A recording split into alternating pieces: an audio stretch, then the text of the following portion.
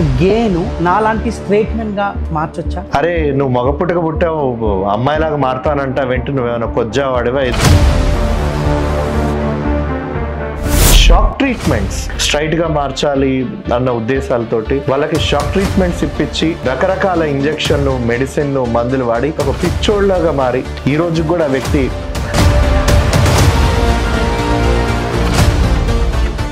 ఇది అబ్బాయి ఇష్టంతో వెళ్ళట్లేదు. ఇంట్లో వాళ్ళు నువ్వు వస్తావా లేదా మమ్మల్ని ఏమైనా ఊరేసుకోమంటావా? సో ట్రాన్స్జెండర్లు కూడా వాళ్ళ తల్లిదండ్రులతో ఉండరు, ఇప్పటికీ రోడ్డు మీద ఉన్నారు.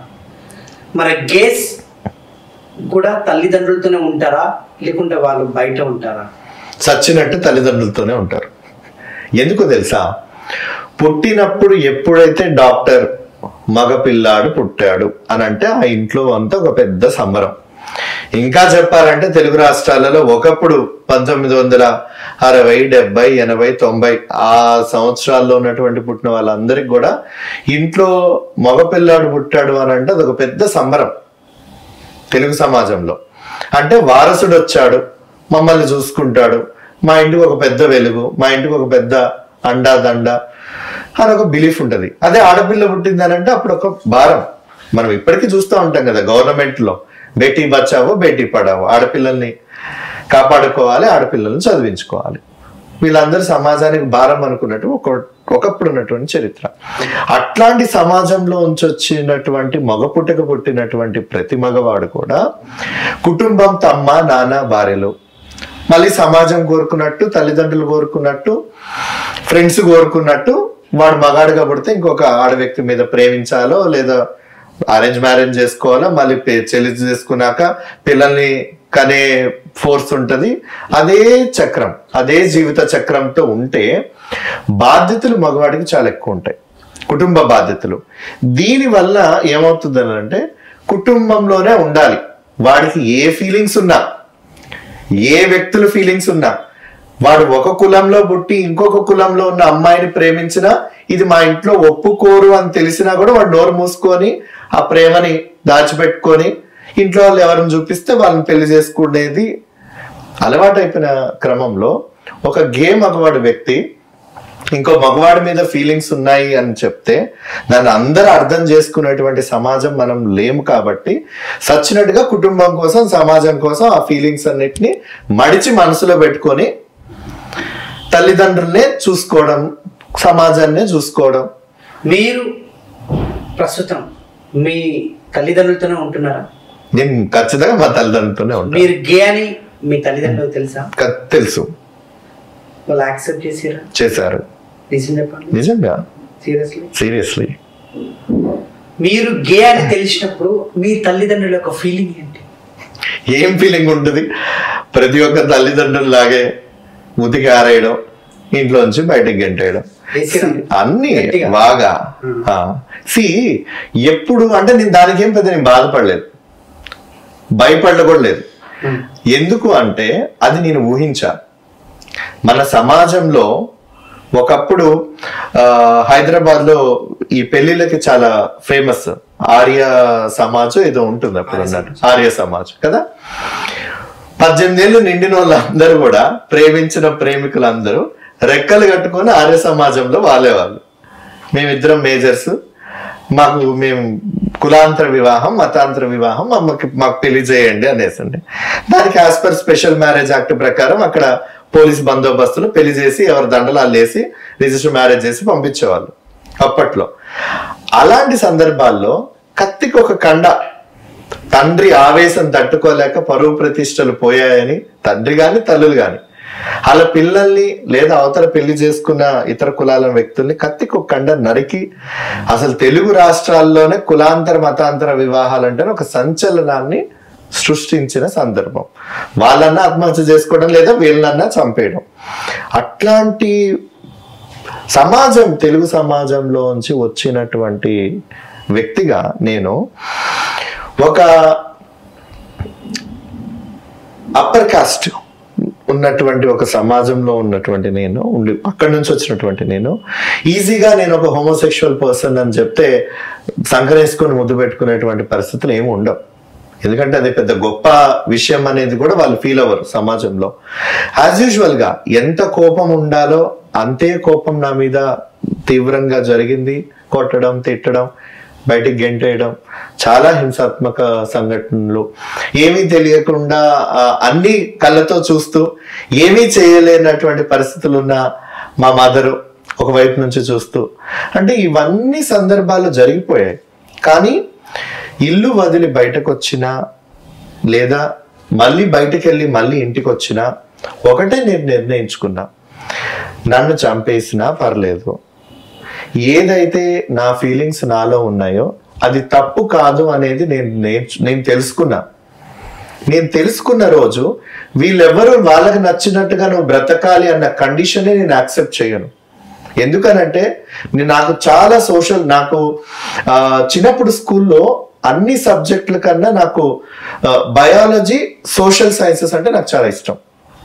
బయాలజీ సైన్స్ ని బోధిస్తుంది, సోషియాలజీ సమాజంలో ఉన్నటువంటి చాలా ఉన్నటువంటి అంశాలను బోధిస్తుంది. ఆ సోషల్ సైన్స్ లో నేను ఒకటే నేర్చుకున్నా, ఐక్యరాజ్య సమితి ఇచ్చినటువంటి పూర్తి మానవ హక్కులలో 18 ఏళ్ళు నిండినటువంటి వ్యక్తి స్వతంత్రంగా స్వతహాగా బ్రతికేటువంటి హక్కు ఉంటుంది. అది తల్లిదండ్రుల సమక్షంలో ఉన్నా ఉండకపోయినా ప్రతి హక్కు అనేది తనకు ఉంటుంది. అలాగే నాకు ఆ హక్కు ఉంది. అది నేను గుర్తించుకున్నా, తెలుసుకొనే నేను కుటుంబం కాదనుకున్నా మళ్ళీ వెళ్ళిపోయి మళ్ళీ వచ్చి కలిసి ఉండి ఇంట గెలిచి రచ్చ గెలిచా. సో మిమ్మల్ని ఎప్పుడైనా ఎవరైనా ప్రేమించారా, లేదా మీరు ఏ మొగాడి మీదైనా మనసు పారేసుకున్నారా? ఏముంటది నరేష్ గారు, ప్రేమ, ఆకర్షణ అవన్నీ కూడా ఒక వయసులో ఉన్న పిల్లల దగ్గర నుంచి అది ఎవరికైనా సహజంగానే ఏర్పడతా ఉంటుంది. సో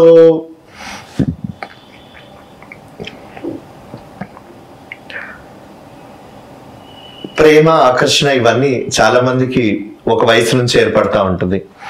సో అందరిలాగే నాకు కూడా 9th క్లాస్ 10th క్లాస్ అప్పటికి 14-15 ఏళ్ళు వస్తా ఉంటాయి. కౌమార దశలో ఉంటారు. అంటే ఎవరు అనేది మనం ఏం చెప్పడానికి ఉండదు, కానీ అంటే ఎందుకో ఆ ఫీలింగ్స్ అనేవి అబ్బాయిల మీద ఉండడం, కలగడం. అందరూ ఇప్పుడు 100 మందిలో 99 మంది అమ్మాయిల మీద అబ్బాయిలకి, అబ్బాయిల మీద అమ్మాయిలకు ఉండండి. నాకు అప్పట్లో ఆ 100 మందిలో అబ్బాయిల మీద ఉండేది, కానీ కారణాలు నాకు తెలిసేది కాదు. ఇప్పుడు ఏ వ్యక్తికైనా ఎందుకు నువ్వు అమ్మాయిని ప్రేమించావు, ఎందుకు నువ్వు అబ్బాయిని ప్రేమించావు అంటే సమాధానం ఏమైనా ఉంటుందా? It happens, love at first sight అంటారు కదా. చూడగానే మనసులో ఏదో అనిపించడం, కనిపించడం, ఏదో కొన్ని సినిమాల్లో ఉంటది కాగా లోపల గంట కొట్టింది అన్నట్టుగా. సో ఇట్ హ్యాపెన్స్ న్యాచురల్ గా. కానీ ఎవరికి చెప్పుకోవాలనేది ఒక కన్ఫ్యూజన్ ఉండేది. ఇప్పుడు మనకు 10th క్లాస్ లాంటి సినిమాలు చిన్న వచ్చి ఆ టీనేజర్స్, హ్యాపీ డేస్ లాంటి మూతి మీద మీసం వచ్చి ఇంటర్మీడియట్ ఫ్రెష్ గా అయిపోయి ఇలాంటివన్నీ యూత్ ఓరియంటెడ్ చాలా టీనేజర్స్ లో ఉన్న సినిమాలన్నిటికీ యూత్ ని ఎందుకు కనెక్ట్ చేస్తాయంటే ఆ ఫీలింగ్స్ ని వాళ్ళు బాగా ఎక్స్ప్రెస్ చేసి ఆ మూవీ సీన్స్ లో కానీ ఆ సాంగ్స్ లో కానీ ఆ రొమాంటిసైజింగ్ అంతా బాగా చాలా బాగా చూపిస్తారు.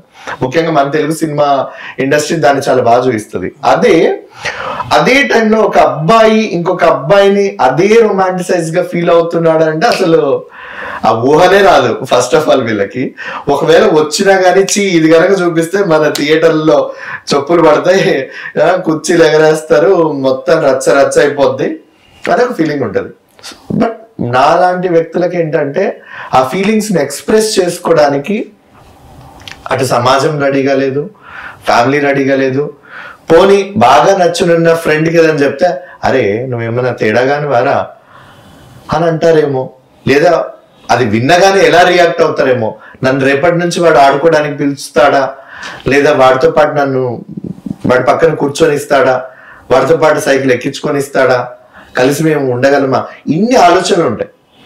ఇలాంటి భయపడి ఎవ్వరు కూడా ఇలాంటి ఫీలింగ్స్ చెప్పుకోవడానికి ఉండదు. అందుకనే LGBTQ కమ్యూనిటీస్ లో ఉన్నటువంటి ప్రతి ఒక్క లెస్బియన్, గే, బైసెక్షువల్, ట్రాన్స్జెండర్స్ వ్యక్తులు, క్వేర్, ఇంటర్సెక్స్ వీళ్ళందరూ కూడా ఎవ్వరికి ఆ ఫీలింగ్స్ షేర్ చేసుకోలేక వాళ్ళ మనసులోనే పెట్టుకొని చాలా వరకు మానసిక సంఘర్షణలకు గురయ్యి మానసికంగా కృంగిపోయి అట్లాంటి సందర్భాల్లో ఉంటే వాళ్ళకి ఏం చదువుకోవాలనిపిస్తుంది, ఏం తినబుద్ధి అవుతుంది, ఎలా ప్రశాంతంగా పడుకోవాలనిపిస్తుంది, ఇన్ని సంఘర్షణలు దాటుకొని వాళ్ళు ఒకానొక సందర్భంలో కొంచెం ధైర్యం చేస్తూ ముందుకొస్తున్నప్పుడు ఆ వయసు 25 లేదా 30 వస్తున్న సందర్భంలో మళ్ళీ సమాజం గుర్తు చేస్తుంది, మీ ఆడికి 25 దాటాయి, ఏ అమ్మాయిని చూస్తున్నారు, ఎక్కడ సంబంధం చూస్తున్నారు, పెళ్లి ఎప్పుడు చేస్తారని. సో ఉదాహరణకు రిలీజియన్ పర్స్పెక్టివ్ లోనే నేను చెప్తాను.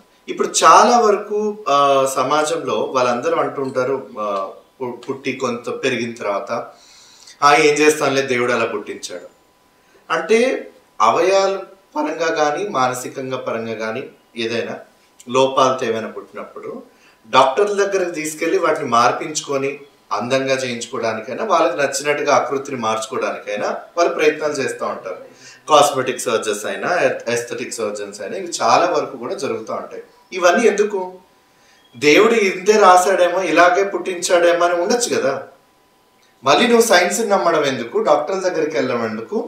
దేవుడు ఇలా పుట్టించాడు అనుకుంటే అది దేవుడిచ్చిన రూపం, దేవుడిచ్చినటువంటి శరీరం.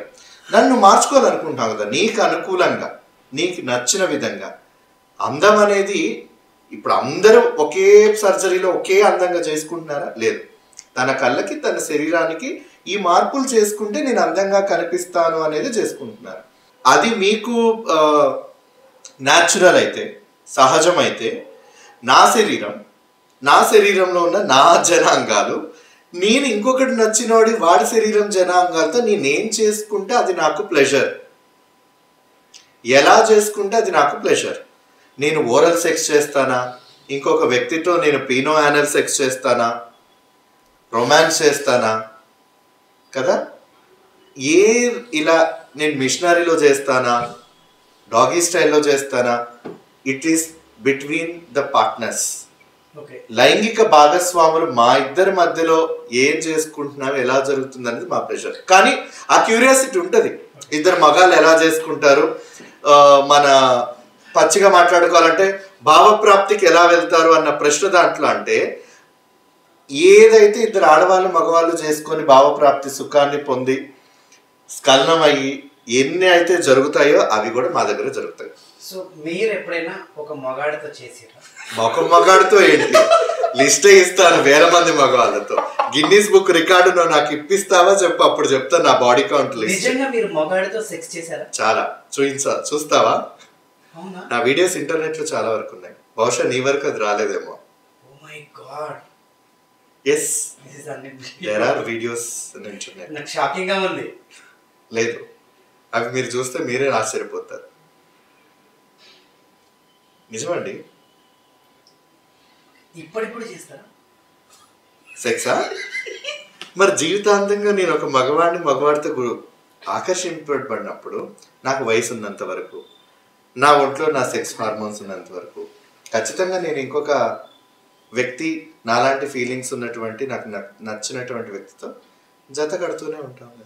ఓకే, గే పబ్స్ అయితే ఉన్నాయి, గే దేశాలు కూడా ఉన్నాయి. ఎందుకు లేవు?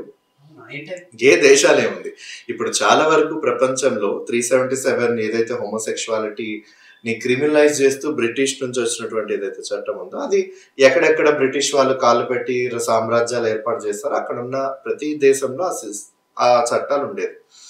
సో మన ఇండియాలో 2018 అది తీసేశారు. అలాగా యూరోపియన్, అమెరికన్ అవతల ఉన్నటువంటి దేశాలలో కూడా డిక్రిమినలైజ్ చేశారు.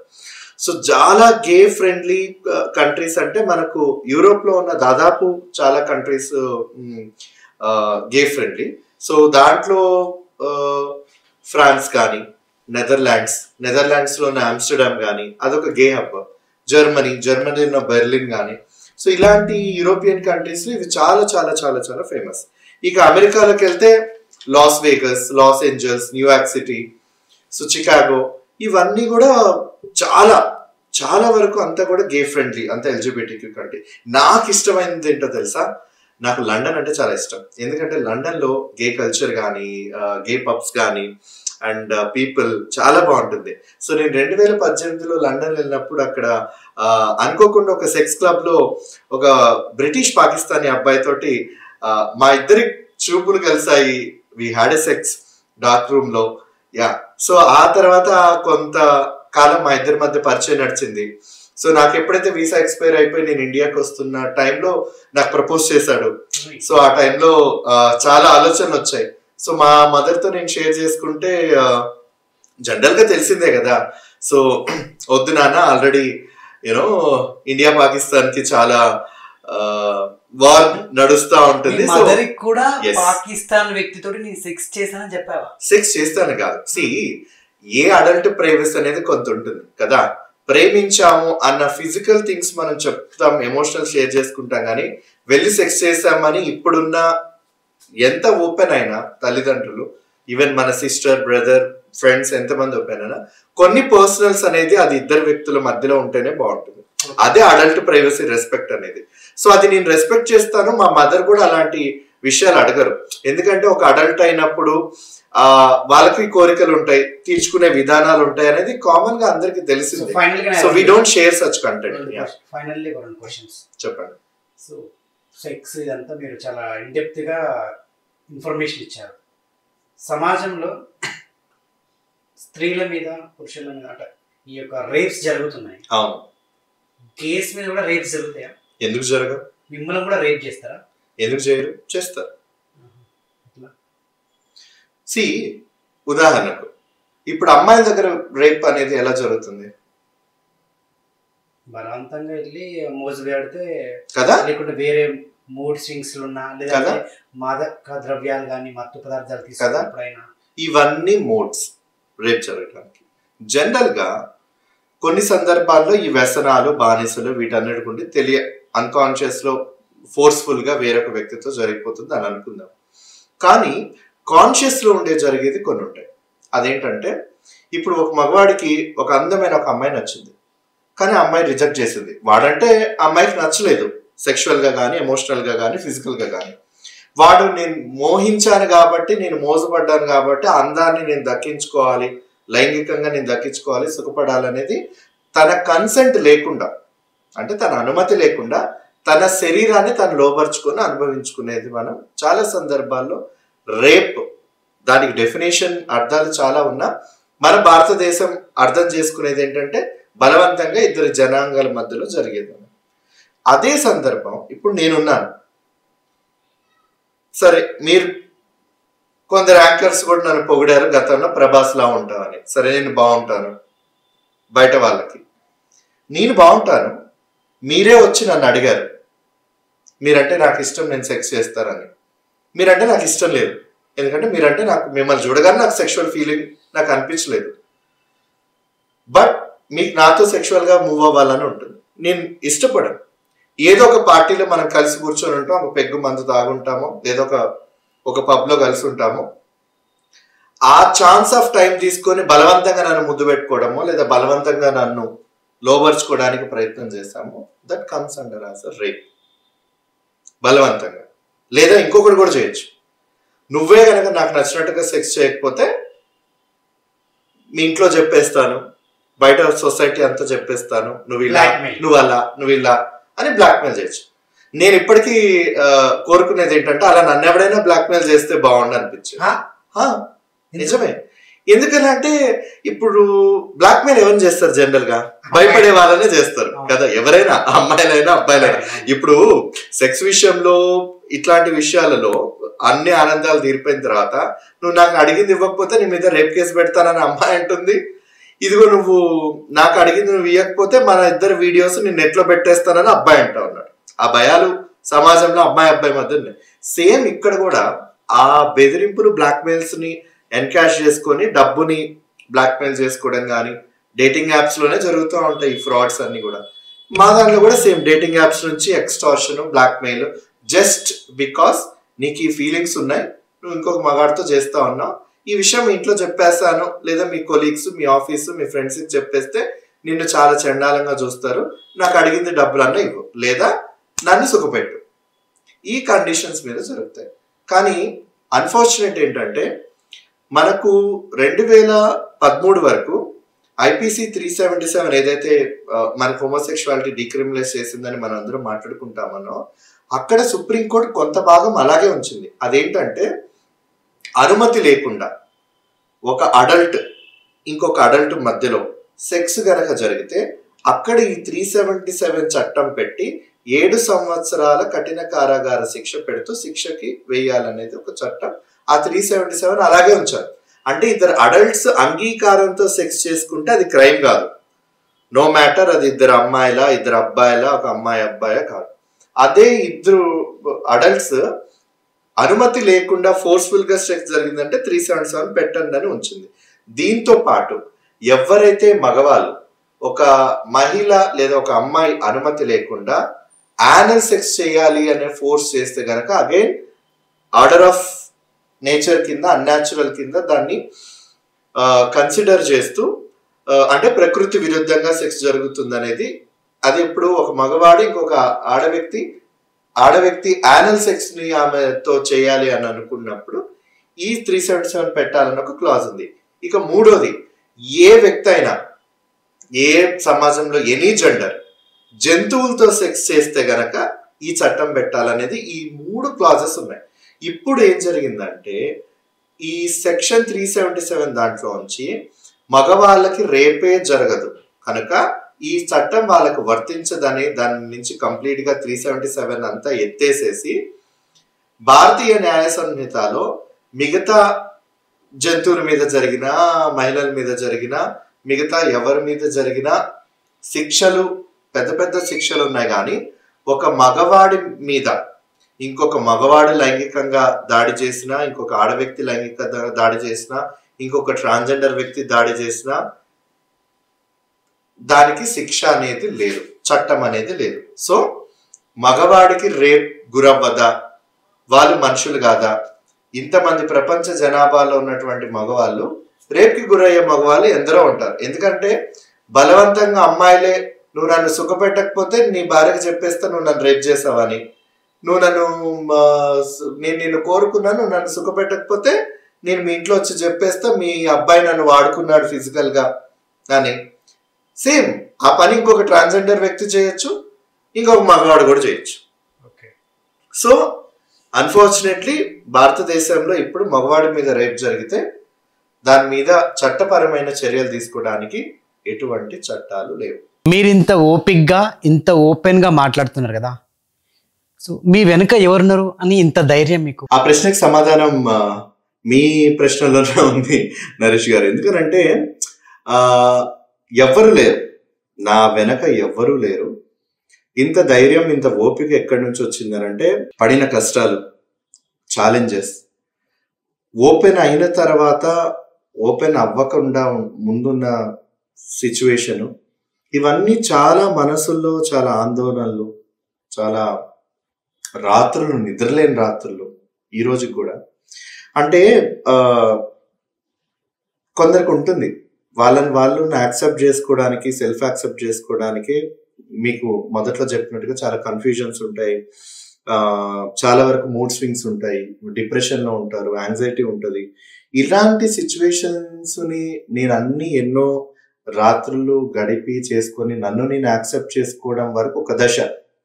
యాక్సెప్ట్ చేసుకున్న తర్వాత అది ఇంట్లో వాళ్ళకి తెలిసిపోయి అక్కడంతా మళ్ళీ ఎన్నో సమస్యలు, ఎన్నో వాటికి సమాధానాలు, అవన్నీ ఒక పీరియడ్ ఆఫ్ టైం అవన్నీ ఎదుర్కొని ఇంట గెలిచి మళ్ళీ రచ్చని గెలవడానికి సమాజంలోకి ఒక యాక్టివిస్ట్గా మళ్ళీ బయట వచ్చి అక్కడ పోరాటంలో ఉండడం వల్ల ఇవన్నీ పాఠాలు, గుణపాఠాలు ఇవన్నీ నేర్పాయి.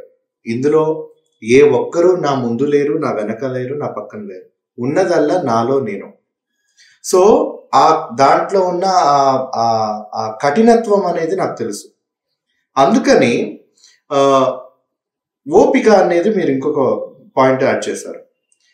ఆ కఠినత్వం ఏంటో నాకు తెలుసు కాబట్టి ఇప్పటికీ దీని మీద సతమతం అవుతుండి, ఇబ్బంది పడుతూ ఉండి, చాలా ఆత్మహత్యలకు ప్రేరేపించబడేటువంటి సంఘటనలు ఇళ్లలో కానీ సమాజంలో కానీ మా వాళ్ళు ఎదుర్కొనేది చాలా ఓపికగా. వాళ్ళు ఫోన్ చేసినా, వాళ్ళు మెసేజ్ చేసినా, నా మనసు ఇలా ఉంది, నాకు ఇలా అనిపిస్తూ ఉంది, అర్ధరాత్రి అపరాత్రి అయినా గంటల తరబడి నేను ఫోన్లు మాట్లాడతా.